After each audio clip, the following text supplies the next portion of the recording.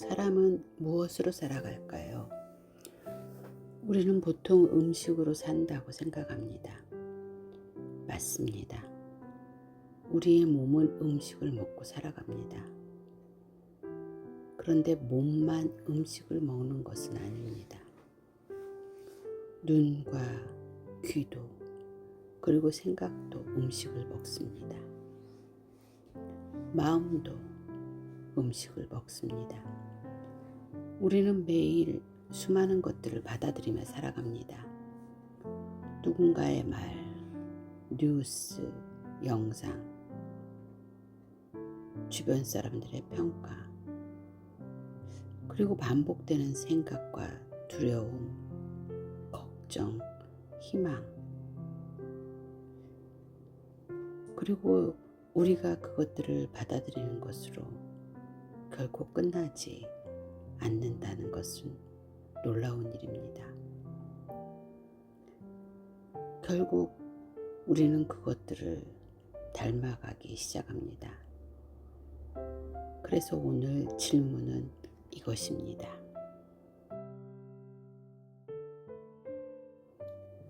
시편 1편은 성경 전체에서 유명한 시편 가운데 하나입니다.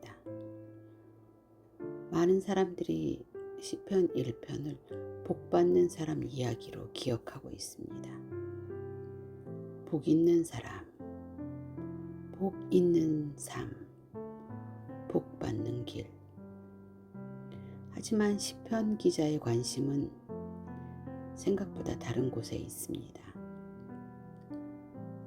시편 기자는 어떻게 복을 받을까를 말하기 전에 한 가지 질문을 던집니다. 당신은 지금 무엇의 영향을 받고 있는가? 무엇을 반복해서 받아들이고 있는가? 왜냐하면 사람은 결국 자신이 반복해서 받아들이는 것을 닮아가기 때문입니다. 그래서 1편은 행동보다 먼저 방향을 이야기합니다. 결과보다 먼저 뿌리를 이야기합니다. 열매보다 양분을 이야기하고 있습니다. 첫 단어는 복 있는 사람입니다. 히브리어로는 아쉬레. 흥미롭게도 이 말은 복 받아라 라는 뜻이 아닙니다. 오히려 이런 사람이 참 복되구나 라는 감탄에 가깝습니다. 시편 기자는 복을 명령하지 않습니다. 복된 사람의 모습을 보여줍니다. 그리고 그 사람의 특징을 가장 먼저 이렇게 설명합니다. 복 있는 사람은 악인들의 꾀를 따르지 아니하며 죄인들의 길에 서지 아니하며 오만한 자들의 자리에 앉지 아니한다. 많은 사람들은 이 구절을 읽고 그저 착하게 살라는 말로 이해합니다. 하지만 시편 기자가 보는 것은 행동보다 더 깊은 것이 있습니다. 잘 보십시오. 꾀, 길, 자리. 이 세 단어에는 공통점이 있습니다. 영향력입니다. 무엇을 듣고 있는가? 어디를 향해 가고 있는가? 어떤 자리에 오래 머물고 있는가? 시편 기자는 사람이 하루아침에 바뀐다고 말하지 않습니다. 사람은 반복되는 영향 속에서 조금씩 닮아간다고 말합니다. 그래서 복 있는 사람의 비밀은 특별한 재능이 아닙니다. 특별한 능력도 아닙니다. 무엇을 마음에 담고 사는가입니다. 그리고 시편 기자는 이제 복 있는 사람이 무엇을 먹고 사는지를 보여주기 시작합니다. 오직 여호와의 율법을 즐거워하여 그의 율법을 주야로 묵상하는도다. 많은 사람들이 이 구절을 읽으면 율법이라는 단어에서 멈춥니다. 율법, 규칙, 명령, 지켜야 하는 것, 이런 이미지가 떠오릅니다.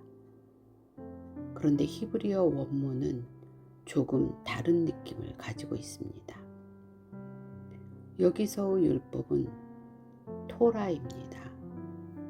토라는 단순한 법규집이 아닙니다. 가르침, 방향, 삶을 안내하는 기준, 이런 의미를 가지고 있습니다. 그러니까 시편 기자는 규칙을 많이 외우라고 말하는 것이 아닙니다. 어떤 방향을 마음에 담고 살아가고 있는가를 묻고 있는 것입니다. 더 흥미로운 단어가 있습니다. 묵상하다. 히브리어로 하가. 우리는 묵상을 조용히 생각하는 것이라고 생각합니다.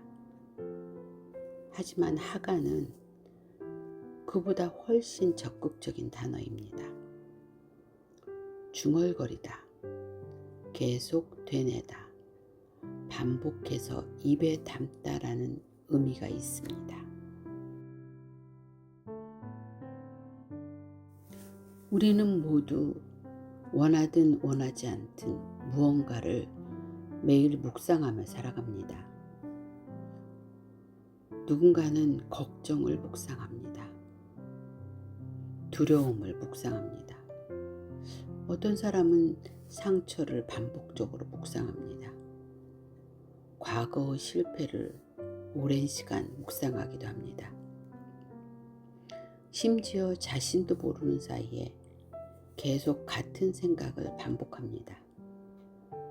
나는 안 될 거야. 왜 나만 이럴까? 앞으로도 내 인생은 힘들 거야. 나는 부족해. 이런 생각들을 계속 되뇌며 살아갑니다. 그리고 반복은 점점 사람의 현실이 됩니다. 시편 기자는 바로 그것을 알고 있었습니다. 그래서 우리에게 무엇을 반복할 것인가가 중요하다고 말해줍니다. 무엇을 마음에 담고 있는가? 무엇을 계속 받아들이고 있는가? 무엇을 반복해서 되새기고 있는가? 왜냐하면 사람은 결국 그 방향으로 흘러가기 때문입니다. 그래서 시편 1편은 단순히 착하게 살라는 이야기가 아닌 것입니다. 먼저 마음을 채우는 이야기입니다.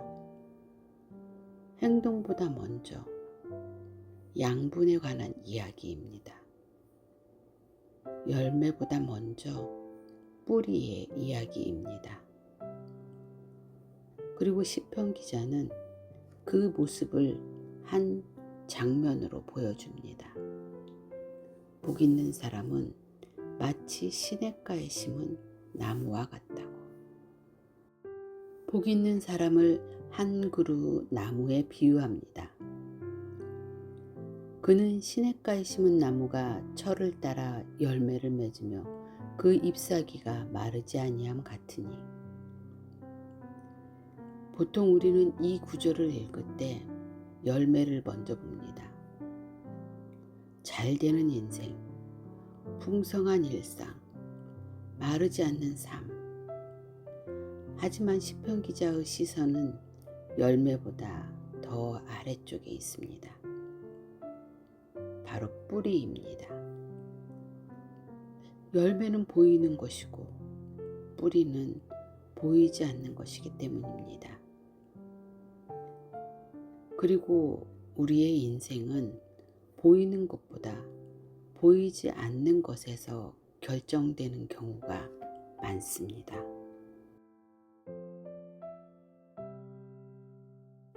심은 나무. 원문에는 그냥 자라난 나무보다 옮겨 심긴 나무의 느낌이 있습니다. 우연히 거기에 난 나무가 아닙니다. 의도적으로 그 자리에 놓인 나무입니다. 시편 기자는 사람도 마찬가지라고 말합니다. 우리는 무엇을 받아들일지 선택할 수 있습니다. 어떤 말을 계속 들을지, 어떤 생각을 반복할지, 어떤 가치 위에 설지를 선택할 수 있습니다. 결국 사람은 자신을 어디에 심느냐에 따라 달라집니다.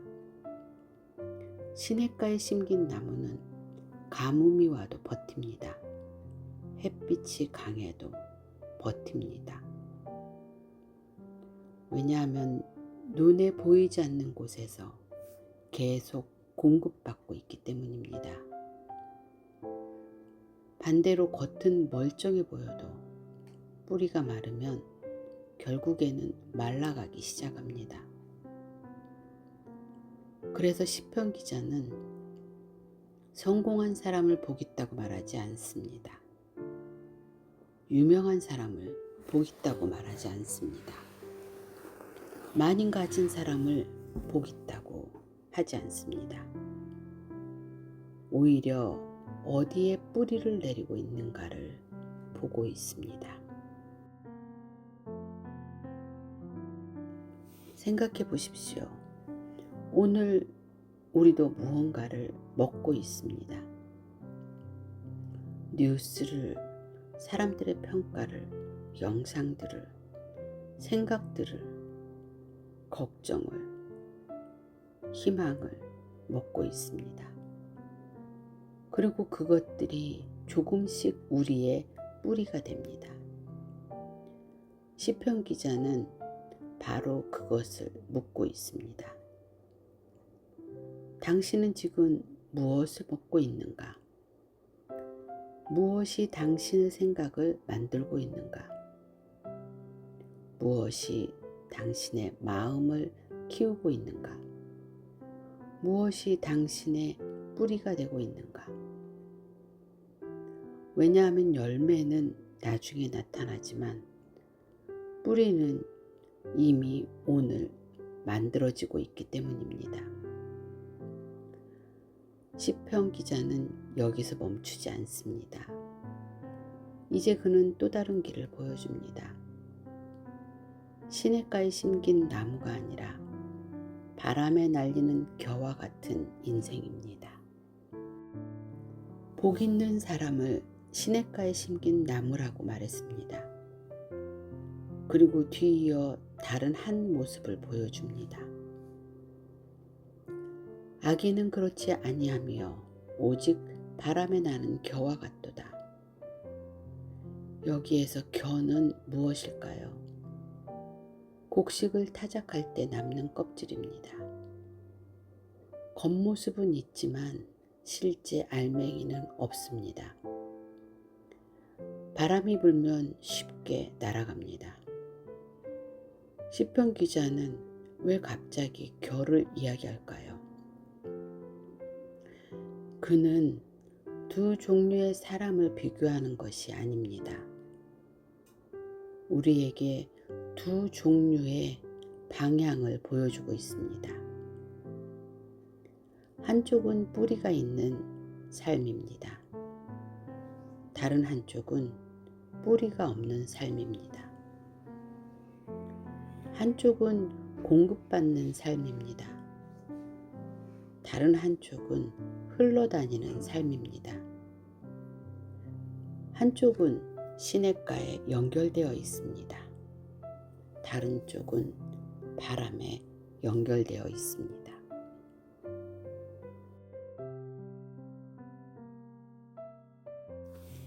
겨는 스스로 움직이지 못합니다. 바람이 불면 그 방향으로 갑니다. 오늘은 이쪽, 내일은 저쪽. 상황 따라 움직이고, 감정 따라 움직이고, 사람들의 말 따라 움직입니다. 그래서 시편 기자가 본 문제는 악함 자체보다 바로 연결의 문제입니다. 무엇에 연결되어 있는가? 무엇이 나를 움직이고 있는가? 무엇이 내 생각을 만들고 있는가? 무엇이 내 삶의 방향을 결정하고 있는가? 시편 1편은 우리에게 계속 이 질문을 던지고 있습니다. 그리고 마지막에 이렇게 말합니다. 여호와께서 의인의 길은 인정하시고 악인의 길은 망하리로다. 이 구절을 읽고 하나님이 누구는 좋아하고 누구는 싫어한다고 생각합니다. 하지만 시편 기자의 관심은 사람보다 길에 있습니다. 의인의 사람, 악인의 사람이라고 하지 않습니다. 의인의 길, 악인의 길이라고 말합니다. 여기에서 시편 기자는 인생이 방향의 결과라고 보기 때문입니다. 계속 받아들이는 것이 있고, 계속 반복하는 것이 있고, 계속 연결되어 있는 것이 있습니다. 그리고 결국 그 방향이 삶이 됩니다.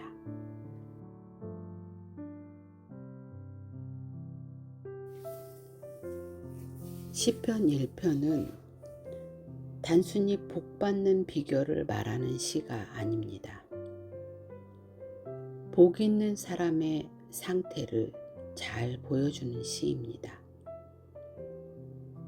그 사람은 특별히 더 똑똑하지 않습니다.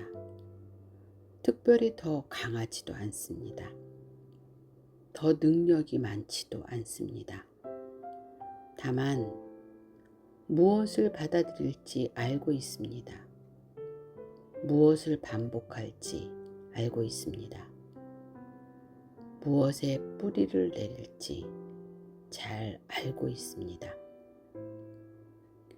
그리고 그것이 그 사람의 삶을, 그 사람의 인생을 만듭니다. 어쩌면 시편 1편이 우리에게 던지는 질문은 생각보다 단순할 수 있습니다. 어떻게 성공할 것인가? 어떻게 복받을 것인가? 어떻게 더 많은 것을 얻을 것인가? 이런 질문이 아닙니다. 시편 기자는 그보다 먼저 묻습니다.